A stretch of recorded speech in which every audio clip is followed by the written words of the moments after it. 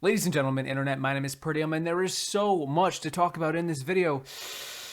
I don't even know if it should be in a single video, but whatever, screw it. Like a mad, chaotic, post-immunity winners at war segment with absolutely no coherent strategy to make out. Y'all ready to get blindsided? Here are my top 5 favorite Survivor episodes to date. Number 5. So this one won't be a blindside or much of a shock if you follow my channel. I've actually talked about this in the past few videos, so it's kinda on brand. Hey, can't say I'm inconsistent. It's episode 4, Create a Little Chaos from Survivor Season 25, Philippines. This is the episode most well known for being the infamous 3-person tribal council featuring Denise, Malcolm, and Russell Swan. So why do I love this episode so much, enough to have it in my top 5? First off, the episode starts with something I'm apparently very bad at if passing YouTube comments have anything to say. Silence. Utter silence. This episode opens with 1 minute and 16 seconds of no talking whatsoever. Modern Survivor could never. There's faint background music, sure, but really this effect demonstrates the desolation and demoralization of a tribe on the brink of complete disaster. They've lost 3 straight challenges out of the gates and have nowhere to hide. We get a fantastic inspirational scene between these 3 players, each giving their takes.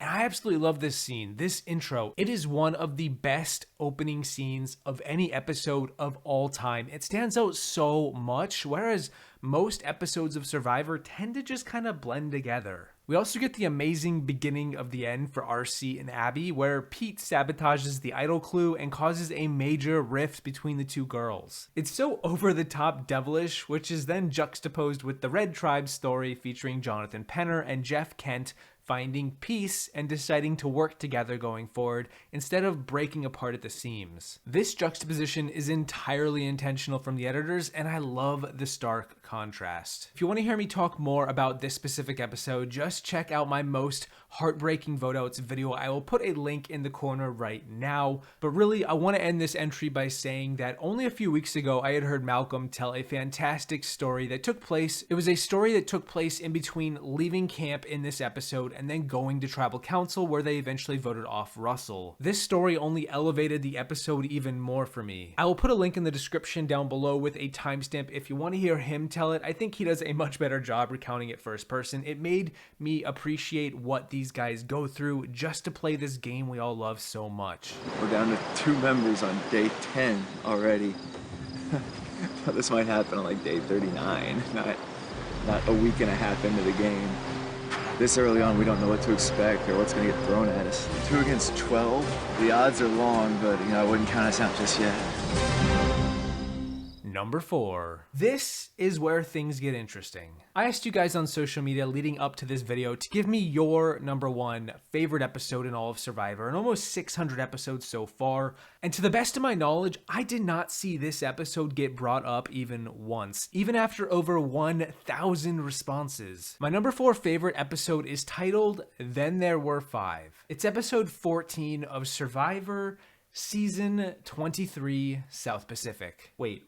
What happened in this episode? This was the infamous episode featuring Brandon Hance winning immunity and then giving up immunity and then getting voted out right after. South Pacific isn't my favorite season, but this episode came out of left field and won me over for many reasons, so let's list them. First up, I just want to say that this was the truly breakout episode for Albert, Coach Albert. All season long, he was denied move after move from Sophie, but now he's getting his revenge on her by taking her out in this episode. Or is he? Albert's underrated, just gotta say it. From a strategic perspective, this episode gets wild. We have Albert, who wants to take Coach and Rick to the final 3. We have Brandon, who wants to take Coach and Albert to the final 3. And we have Coach, who wants to take Sophie and Rick to the final 3. This dynamic creates a clusterfuck of a bad love triangle where everyone is holding their guns at other people, all trying to take their shot. Part of the reason why Brandon gives up his immunity is to protect Albert and prevent him from getting voted out. Brandon was trying to make a move because he trusted Coach would follow suit. But more than a strategic perspective of this episode, I have this episode in my top 5 because of just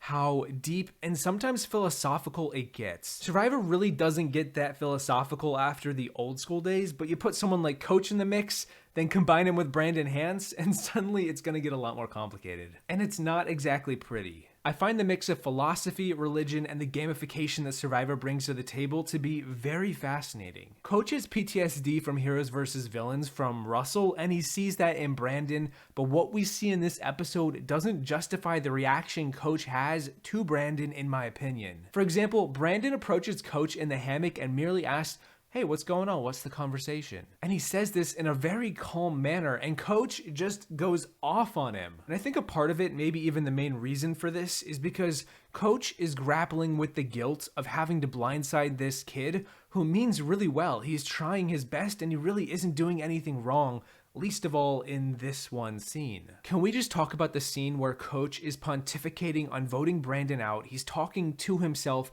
going through the gears in his mind, watching them turn, justifying to himself why this is the best thing for him to do, saying how the apple doesn't fall far from the tree. And then Brandon walks right up to Coach and offers him some food to cheer him up, to be a good friend in the middle of the confessional. This is so dark. This might be one of the darkest things I have ever seen in Survivor. It is so fascinating. It's so different than most of what we see before or after. We see two men attempting to use their god to justify why they should make their own personal best move for the betterment of their game. And we, the viewer, are asked the questions: what is right?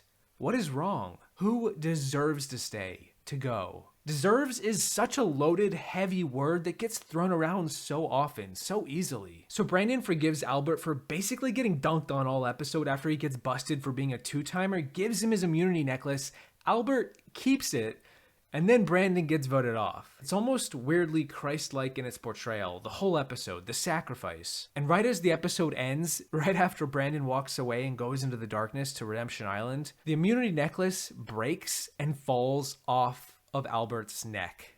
Maybe there is a survivor god. I want things to be easy and simple.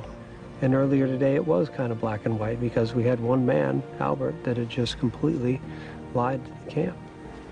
So it's justification that he goes, but then Brandon brings in forgiveness and then the immunity necklace. And it makes it so hard to determine right from wrong. It makes it so hard to figure out who should go, who deserves to stay, which alliance I should be in, which people I can trust. My soul has never grieved like it does in this moment. Anyway, it is very well edited and explosive and deep and dark. And let's move on to number 3. One word. Number 2. Okay, no. Number 3. It's the final 5 episode of Survivor Season 28, Cagayan, titled Straw That Broke the Camel's Back. It should have been Llama's back, honestly. What needs to be said about this episode that you don't already know I'm gonna say? We see Cass bringing back Chaos Cass, feuding with Tony because fuck that guy. We get Wu, another player who's vastly underrated as a character, who amidst all of the chaos compares himself so aptly and so humorously to the foreign exchange student who showed up to live with a family, and everyone is just mad at each other, screaming and shouting. Not only do we get Tony and Cass feuding with Tony speaking llama noises to Cass, we get Cass and Trish feuding, with Cass saying Trish is a goat. So many animal metaphors. Trish loses it on Cass. Cass is having none of it. And then, oh yeah, there's the number 1 target standing right over there. Spencer, who's just like, wow, did I ever find a crack in this alliance? And best of all, Spencer wins immunity, and now one of the 4 from the majority who are not happy with each other have to go. But this episode, of course, isn't number 3 for nothing. There's also heartbreak, of course, in good measure. It's important to note that Tony has 2 idols in this episode, the regular one and then the super idol, and he makes it known to everyone his intentions. You don't vote for him or you get the special powers turned on you. His bag of tricks move is legit, some might say ingenious. And because he has 2 idols and his number 1 ally Trish is in harm's way, you would think that he might play one for her. But Tony plays at level 4, 4D chess, and he doesn't use an idol on his number 1 ally because he needs her on the jury. Because he probably can't beat her and she's a vote for him. Tony believes he's well situated next to Cass and Wu in the final 3, and yeah, He probably is. At least well enough to possibly win. Would you say that's a crazy take? Tony makes a really ballsy move and votes with the majority, with Cass, with Wu, and Spencer against Trish, sending her home. And I find that heartbreaking from a narrative perspective, as it sets up what comes next in the following episode at the final tribal council, where Trish just bears into his depths and asks him why he went to such lengths to do what he did. This penultimate episode was the prelude, similar to the South Pacific episode, and there may just be a trend emerging in this top 5. The minute we got back, Trish railed into me like a freaking wild skeleton, blue-eyed banshee. What was that again? I don't even know what I said, but I'm sure it was accurate. She just sits there with the same grin on her face, mad, happy, sad, crying, and she calls me an animal. So I had to talk to her like I'm an animal. So I said, so she could understand me, and she got offended by that, Jeff. It's just a joke. And I'm just like that foreign exchange student who's shocked every single time it goes down. You want to come out and tell these guys just to shut up and concentrate more so on the game. Number 2. Through 40 seasons, this has to be one of, if not the most iconic episode. It's also one of my favorites and possibly my number 1 on another day. You saw it in the thumbnail, I'm not hiding it. No clickbait, let's be noble for a change. Number 2 is episode 13 of Survivor, season 18, Tocantins. It's an episode titled The Murder Approach, but really it should have been the monastic approach, right, Coach? This is the coachiest episode of all episodes. There is nothing greater, and if you love Coach, you'll be happy that I've got it here. And if you don't like Coach, well, guess what? You're in luck. He gets voted out by the end, and it's pretty funny the whole way through. See, that's the beauty of this episode. At face value, it feels very serious. Coach suffers and goes through a lot, and if you know Coach, you know that he can kind of go a little too big, come across a little too unbelievable. Many would shake their head and roll their eyes and scoff. They would hear his stories and get frustrated. But that's the joke. That's why it's beautiful, because it's abundantly clear from the producers, the editors, the presentation of this visage is intended not to be serious. But the subject matter seems serious. And in that disconnect is nothing but hilarity. Take, for example, Coach doesn't want to go to Exile Island, and he begins to make excuses. His body is wearing down, his asthma is kicking up. Those are legitimate reasons why you may not want to go. Then he's also preached all season about being noble, taking the noble approach. Given he's the only player left in this final 5 who hasn't yet been to exile, wouldn't it be rather noble to sacrifice himself and just go? And on one hand, Coach is like, yeah, it would be. But then, on the other, he's like, well, maybe we don't have to be noble. Oh, isn't that convenient? But then he gets picked after the reward challenge to go to exile by his loyal ally, JT, and Coach goes off on this long tangent about how he's going to really push himself, take a monastic approach. He's going off on a spiritual journey with no food, no water, nothing. Just him and nature and the true definition of what it means to be a survivor. But I'm going to take the monastic approach. I'm not going to build a fire, not going to eat. Just going to meditate. He's going to take the martyr approach. I make no excuses. So, you can throw stones at me, you can, everybody else can, and I go like this. Give me your best shot. Hit me with your best shot, Pat Benatar. Doesn't matter to me. This exile montage is insane. Coach talks about his ancestors and how they would do something like this. They would go into exile to become men. But then the music stops and Coach is like, but I'm already a man, so now I am more of a man. Also, Coach literally ends this segment by saying what Twitter says all the time, period. But then after that he says, paragraph. And the episode then breaks to JT and Steven, BFFs for life, chilling it up on a nice spa reward. It's a fun segment between these two happy-go-lucky dudes enjoying their time in Survivor. And then the episode cuts right back to Coach, who is just dead in the water. Just a body in a bed of water, carrying a dragon cane and spouting out quotes from Marcus Aurelius. And then the immunity challenge. Coach screams in pain as he falls, crumples into a ball. Aaron, meanwhile, is off to the side like, what do I even do here? Coach doesn't want medical to look at him because if they do, he will get taken out of the game, which is just such an absurd notion because if he was really that bad, they would just check him out regardless. And then at the tribal council, Coach, of course, gets blindsided, believing the vote is not going to be a blindside. And right before they go to vote, he recites a poem he wrote while on exile, and then he gets voted out. Dragon flayed. The robust amount of sheer absurdity combined with the immaculate editing boosts this episode so high for me. You may not like it, but this is what peak performance looks like. Coach Wade's foundation is built on a rock. Inside here, unbreakable, unbending, unyielding, immeasurable, immovable, invincible.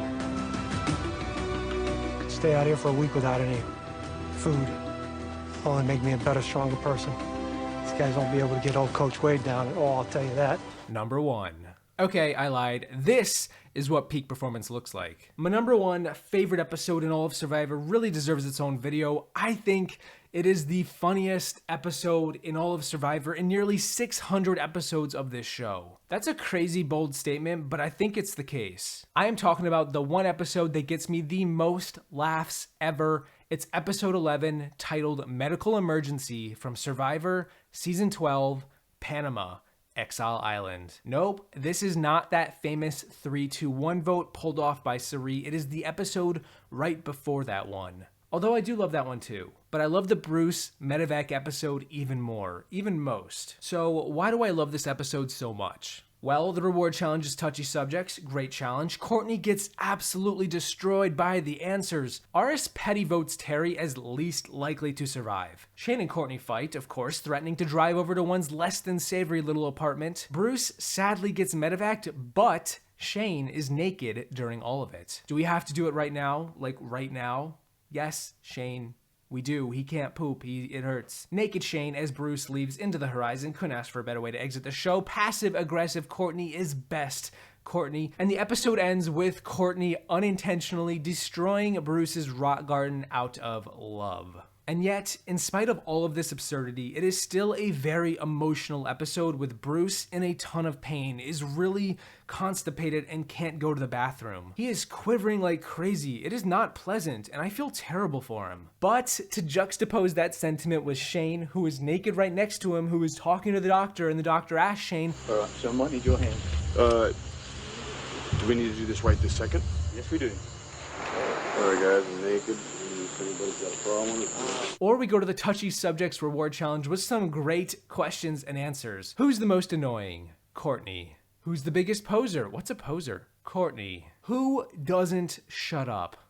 Courtney. Who mistakenly believes they're controlling the game? Shane. And Shane is guffawed. Shane has never thought he was controlling the game. Except, fast forward to the end of the episode, and what do you know? Shane says he is in power. He is in the driver's seat going into the end game. That's beautiful. Because Shane wasn't in control, and he gets blindsided in the next 2 episodes. We have Shane and Courtney just flailing to have a strategic conversation to themselves when they're alone back at camp after the reward. It's like 2 AIs trying to talk to each other. They can hear sound, but nothing is really getting through. And yeah, Shane makes a ridiculous joke of a threat, and Courtney just has a very, very strange response. I'll drive up and I'll kill you in your little apartment, and I'll drive over to my club, and that'll be it.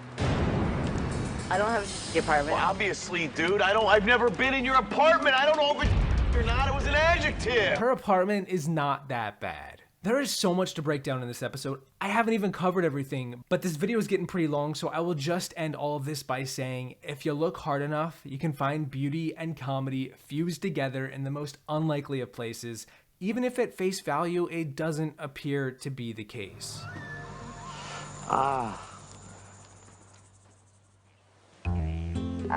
Survivor thrives on unintentional comedy, and I find that beautiful. Especially because, on some level, none of this is all that serious. It's a game, right? It's kind of funny. For all of the game and strategy that I love to talk about, I could have made another battle map this week.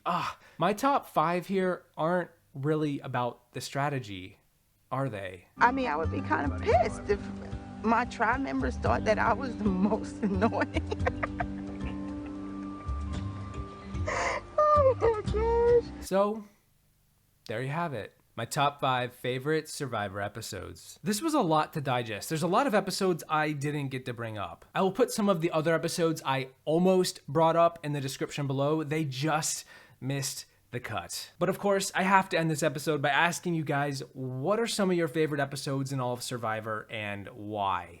Why are they your favorite? If you could watch just one episode, take it with you to a deserted island, which one would it be? Regardless, my name is Peridiam saying thank you guys for getting this far. I hope you enjoyed this video. Don't forget to clean up your apartment before Shane gets there on your way out. And I will see you in the next one once I leave you by saying this. A famous man once said, With friend and foe, we march to the battle plain.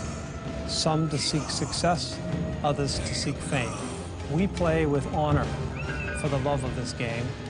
And with armor or without, we will toil in vain, so that someday, someone, somewhere will remember our name.